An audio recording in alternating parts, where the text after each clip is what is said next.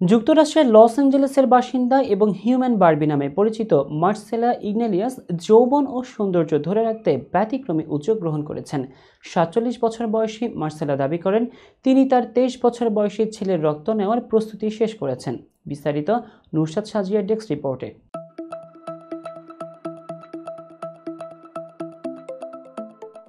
তারুণ্যের কোষ পুনর্জীবিত করতে এই পদ্ধতি অত্যন্ত কার্যকর বলে তিনি মনে করেন। মার্সেলা নিউ ইয়র্ক পোস্টকে জানান, তারুণ্য ধরে রাখার জন্য তরুণদের রক্তগ্রহণের পদ্ধতিটি বিজ্ঞানসম্মত। তার ছেলে রদ্রিগো এই বিষয়ে সচেতন এবং স্বেচ্ছায় তার মায়ের জন্য এটি করতে প্রস্তুত।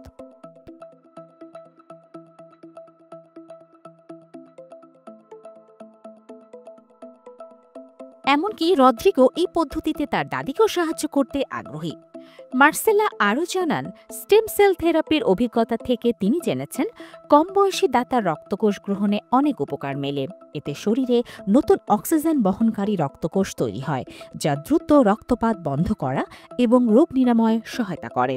তিনি চলতি বছরের শুরুতেই এই পদ্ধতি গ্রহণের পরিকল্পনা করেছেন এবং একজন দক্ষ চিকিৎসকের সন্ধান করছেন।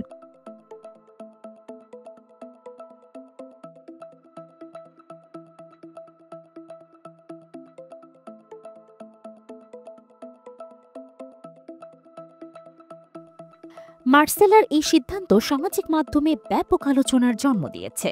তার আবেদনময়ী রূপ এবং সবিজ ক্যারিয়ারে তার জনপ্রিয়তা এনে দিলেও ছেলে রক্ত নেওয়ার বিষয়টি অনেকের মধ্যেই বিরূপ প্রতিক্রিয়া সৃষ্টি করছে।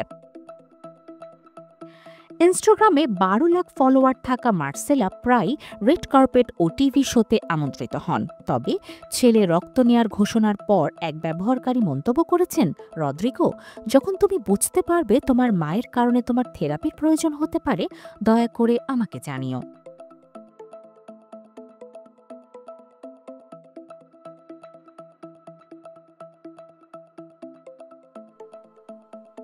সুইচ তারকা জোসেলিন ওয়াইল্ডেন স্টেইনের উদাহরণ টেনে আরেকজন মন্তব্য করেছেন, এই পদ্ধতিটি গ্রহণ করে ওই নারীর মৃত্যু হয়েছিল, আর এখানে কেউ এটি করতে মরিয়া। মার্কিন খাদ্য ও ওষুধ প্রশাসন FDA সতর্কবার্তা দিয়ে জানিয়েছে, কম বয়সী দাতার প্লাজমা ব্যবহারে এ ধরনের চিকিৎসার কার্যকারিতা এখন ঝুঁকির সম্মুখীন। মার্কিন খাদ্য ও ওষুধ প্রশাসন FDA সতর্কবার্তা দিয়ে জানিয়েছে, কম বয়সী দাতার প্লাজমা ব্যবহারে এ ধরনের চিকিৎসার কার্যকারিতা এবং ঝুঁকি এখনও পরীক্ষিত নয়। চিকিৎসা গ্রহণের আগে এসব বিষয় বিবেচনা করার আহ্বান জানিয়েছেন সংস্থাটি।